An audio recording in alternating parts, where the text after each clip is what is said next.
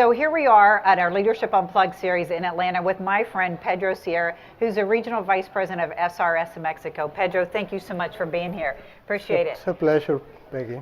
So Mexico, right? And we hear so much here in the United States about, this gig economy and talent shortages. So I want to open up our discussion about giving us a lens into how what is down in Mexico. So are you experiencing the same talent shortages there that we hear talk about in the United States? We do, Peggy. Somehow probably different because industries in Mexico are very specialized. So they're looking for like lots of engineers and things like that, and not everybody goes to school and studies, let's say, the right things.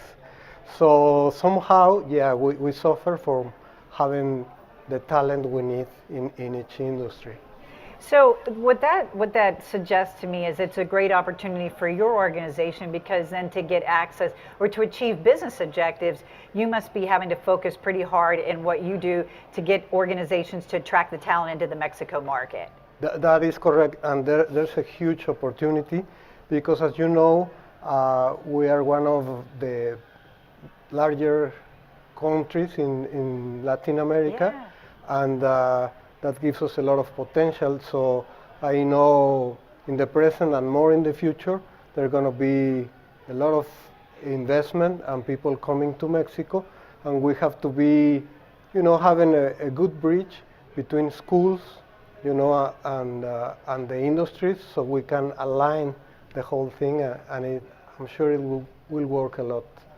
With that. Well. So talk to me about, from a Mexican market perspective, maybe like the pace of disruption. Mm-hmm. So are you feeling the disruption down there, in Mexico? Is there a lot of sort of growth in terms of opportunities for entrepreneurialism?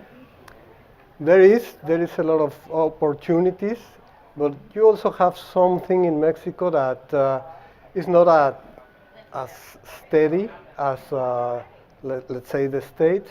So you have to be very careful on what trend are things taking, and you have to be visionary enough to get a plan so you can overcome the situations and still go ahead on the future. So this is Leadership Unplugged. I want to take our last question with you by asking you a little bit. You're a seasoned executive. Mm-hmm. You're at a place in your career where leadership is about building from below and raising up new leaders.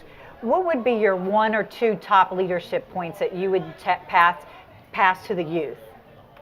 Well, I would say you have to know where the stage of the situation is, because to me you cannot be like a very strong leader all the time or be cooperative. You have to be careful on what the moment is and try to adapt to it. Sometimes you have to listen to your people. Sometimes if the times are rough, you have to be a strong leader and make them do it and be sure that they do it. So that I would say that would be very important. Situational leadership. Mm-hmm. All right. Thank you so much, Pedro. I really appreciated you being with me here at Leadership Unplugged.